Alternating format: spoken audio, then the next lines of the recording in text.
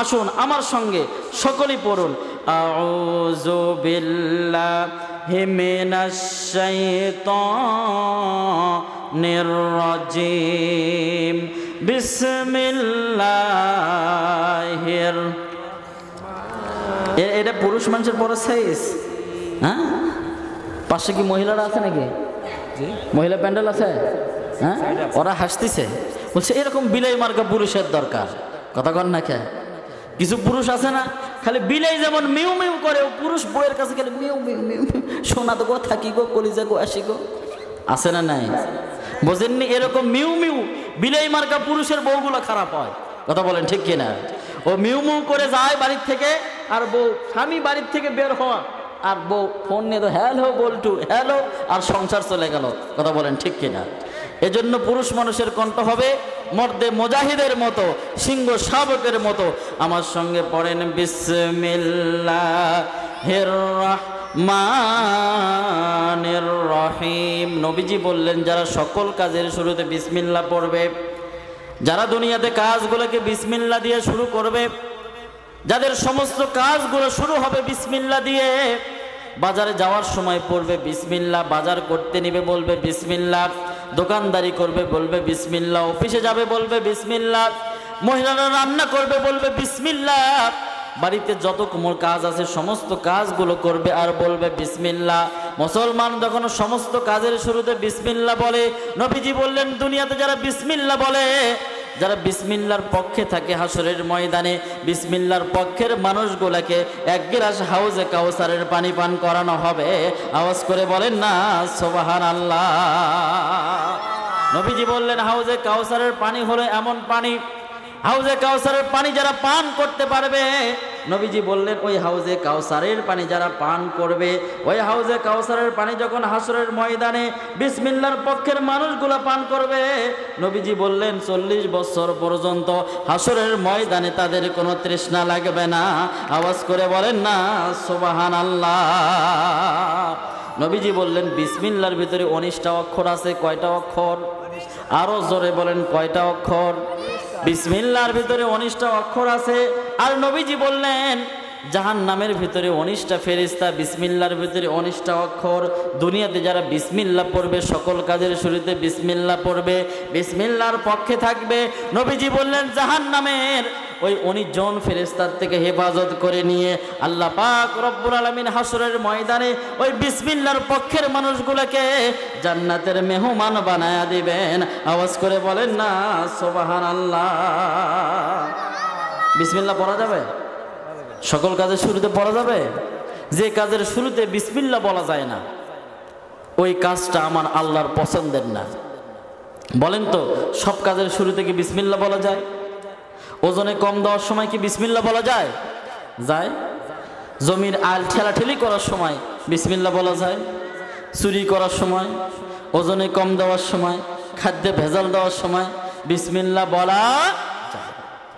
এজন্য মুসলমান মনে রাখবেন, যে কাজের শুরুতে বিসমিল্লাহ বলা যায় না, যে কাজের শুরুতে বিসমিল্লাহ থাকে না, যে সংগঠনের শুরুতে বিসমিল্লাহ থাকে না, যে সংগঠনগুলো বিসমিল্লাহ পছন্দ করে না, যে মানুষগুলো বিসমিল্লাহর পক্ষে থাকে না, বিসমিল্লাহগুলোকে পছন্দ করে না, ওই দল, ওই মত, ওই পথ, ওই জায়গা, ওই কাজ আমার আল্লাহর কোনোদিন পছন্দের নয়। আওয়াজ করে বলেন না নাউজুবিল্লাহ।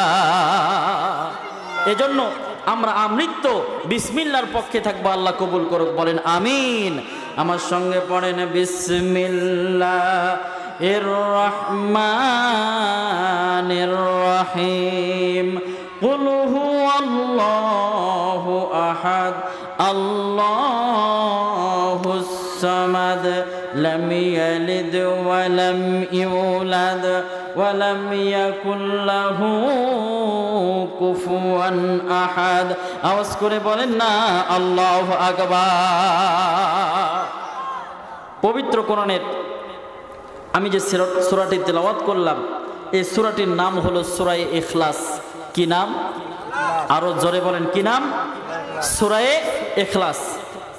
এই পবিত্র কোরআনে কারিমের সূরা ইখলাসটি হলো 114টি সূরার ভিতরে 112 নম্বর সূরা। আচ্ছা, বুঝে থাকলে বলেন তো পবিত্র কোরআনের সূরা ইখলাসটি কত নম্বর সূরা? 112 নম্বর সূরা। এই ইখলাস শব্দের অর্থ কি? ইখলাস শব্দের অর্থ হলো নির্ভেজাল, খাঁটি, ভেজাল নাই, সমস্ত ভেজাল থেকে মুক্ত, নিরেট। এই সূরাটি নাজিল হয় কখন? নবীজির কাছে একদল মুশরিক এসে জিজ্ঞাসা করলো, ওগো মুহাম্মদ, আপনি যে আল্লাহর কথা বলেন, আপনি যে সৃষ্টিকর্তার কথা বলেন, যে রবের কথা আপনি প্রচার করেন, যার পথে আপনি আসতে বলেন, আসলে আমরা তো আপনার রবের পরিচয় জানি না। ওগো মুহাম্মদ, আপনার রব দেখতে কেমন? এবার নবীজিকে প্রশ্ন করলো, ওগো মুহাম্মদ, আপনার রব দেখতে কেমন? ও মুহাম্মদ, আপনার রব কিসের তৈরি? তিনি কি সোনা, রূপা না মণি মুক্তার? ও মুহাম্মদ, আপনার রবের কি কোনো সন্তান আছে বা উনি কোনো সন্তান কিনা? আমরা জানি দুনিয়াতে কোনো রাজা বাদশা মারা গেলে তার সন্তান পরবর্তীতে চেয়ার দখল করে, পরবর্তীতে রাষ্ট্রটা তিনি চালায়। আপনার আল্লাহ যদি মারা যায়, ও মুহাম্মদ, আপনি বলেন আল্লাহর কোনো সন্তান আছে নাকি? আওয়াজ করে বলেন না নাউজুবিল্লাহ। আপনার আল্লাহর কি কোনো বংশ পরিচয় আছে? কোনো সন্তান আছে যে আল্লাহর পরে দায়িত্বভার গ্রহণ করবে? নবীজিকে যখন আসলে মুশরিক তার জানে না আল্লাহর পরিচয় কি, নবীজিকে যখন মহান আল্লাহর পরিচয় জানতে চাইল, ঠিক ওই মুহূর্তে পবিত্র কোরআনে কারিমের সূরা ইখলাস নিয়ে নবীদের প্রতি ফেরেশতা জিবরাইল অবতীর্ণ হয়ে গেলেন। জোরে বলেন সুবহানাল্লাহ। এবার ফেরেশতা জিবরাইল এসে বলেন, ওগো নবীজি, আপনি পড়েন, আমার সঙ্গে পড়েন, বিসমিল্লাহির রহমানির রহিম, কুল হুয়াল্লাহু আহাদ আল্লাহুস সামাদ লাম ইয়ালিদ ওয়া লাম ইউলাদ ওয়া লাম ইয়াকুল লাহু কুফুয়ান আহাদ। আওয়াজ করে বলেন না আল্লাহু আকবার। নবীজির প্রতি সূরা ইখলাস অবতীর্ণ হয়ে গেল। জিবরাইল বলতেছে, ওগো রাসূল, আপনি পড়েন কুল হুয়াল্লাহু আহাদ, বলেন আল্লাহ এক এবং একক, আল্লাহুস সামাদ, আল্লাহ তাআলা অমুখাপেক্ষী। এই পৃথিবীর জমিনে আল্লাহ তাআলার কোনো কিছুরই প্রয়োজন নাই, কোনো কিছুরই দরকার নাই।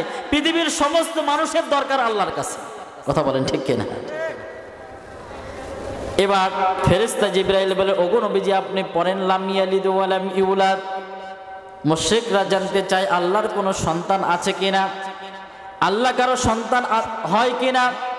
আপনি বলে দেন লাম ইয়ালিদ ওয়া লাম ইউলাদ, আল্লাহর কোনো সন্তান নাই, তিনি কাউকে জন্ম দেননি এবং কারো হতে জন্মগ্রহণ করেননি। ওয়ালাম ইয়াকুল লাহু কুফুয়ান আহাদ। আওয়াজ করে বলেন না আল্লাহু আকবার। ওয়ালাম ইয়াকুল লাহু কুফুয়ান আহাদ, আল্লাহ তাআলার সমকক্ষ, আল্লাহ তাআলার সমপরিমাণ, আল্লাহ তাআলার কাছে সমকক্ষ হবে এমন কোনো কিছু এই পৃথিবীর ভিতরে সমতুল্য কোনো কিছুই নাই। জোরে কোন সুবহানাল্লাহ। মহান রবের পরিচয় আল্লাহ তাআলা সূরা ইখলাসের ভিতরে দিয়ে দিলেন। সম্মানিত উপস্থিতি, পৃথিবীতে হাজারো হাজারো ধর্ম ব্যবস্থা চালু আছে, কিন্তু আল্লাহর যে পরিচয় পবিত্র কোরআনে সূরা ইখলাসের মধ্যে দেওয়া হয়েছে, পৃথিবীর কোনো ধর্মগ্রন্থ কোন সৃষ্টিকর্তার পরিচয়ের সঙ্গে আল্লাহর পরিচয় মিলতে পারে না। আল্লাহর পরিচয় আলাদা। আল্লাহর পরিচয় বলে দেয় ইনি হলেন মহান রব, ইনি হলেন সত্যিকারের আল্লাহ, সমস্ত পৃথিবীর সৃষ্টিকর্তা। জোরে বলেন সুবহানাল্লাহ।